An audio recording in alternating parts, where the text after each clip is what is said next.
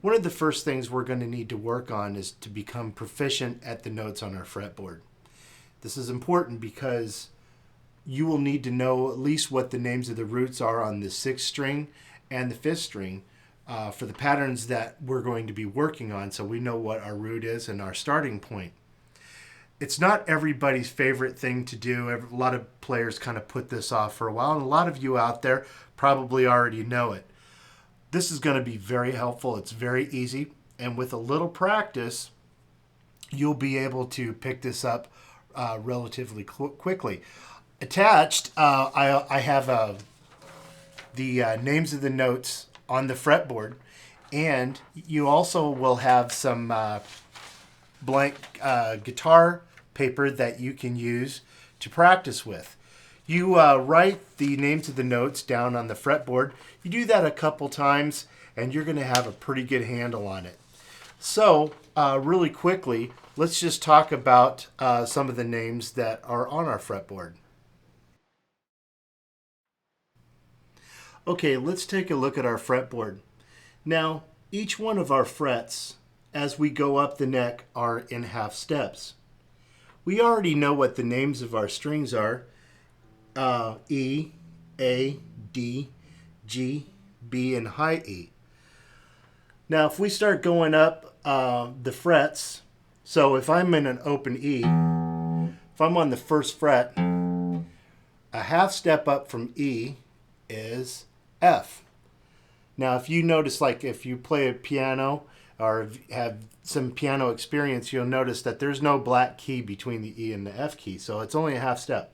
So we have the 1st fret is going to be F. Now, a half step up from F is F sharp. Then we go up to the 3rd fret. If we are a half step up from F sharp, that is now G. The next note up from that, a half step, is G sharp. Or it could be also referred to as an A flat. G sharp, A flat, it's the same note. It's what is called an enharmonic. It's 2 different names for the same note.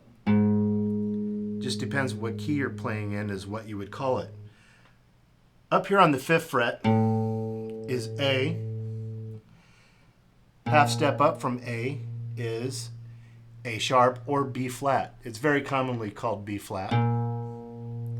Then we go up to the 7th fret on the 6th string. That is our B. And a half step up from B is C. So there's not going to be a B sharp or C flat. Once again, if you ever played piano or have some experience with how a piano keyboard is laid out, there's no black key between the B and the C as well. So here I am. This is C. This is C on my 8th fret. Then I go up to 9. 9 is C sharp. The 10th fret is D. Then I'm up to D sharp.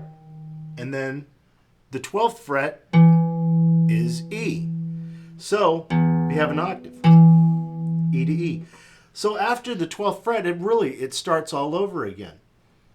Now, starting here on the open A is our open string. A half step up from A, if you remember from our 6th string, a half step up from A is B flat. 2nd fret is going to be B. 3rd fret is C. Now we have C sharp on our 4th fret. 5th fret is D. Then we go up to D sharp on our 6th fret, or E flat, however you want to call it. Now we're at the 7th fret, that's E. Now we're at F. Remember, between E and F is only a half step, so we have F. Now we have F sharp. And we have G on the 10th fret, 5th string. G sharp. And up to 12 is A. So if our open strings are E, A, D, G, B, and E, our 12th fret is going to be E, A, D, G, B, and E. Now, if we know that, we also know what the names of the notes are on our first string. It's the same thing. You can follow the guide that the PDF that you can download. Once you get the hang of it, it's super easy. Practice it on your own using a pencil and the blank guitar neck paper. Go over it a few times and you'll have this down.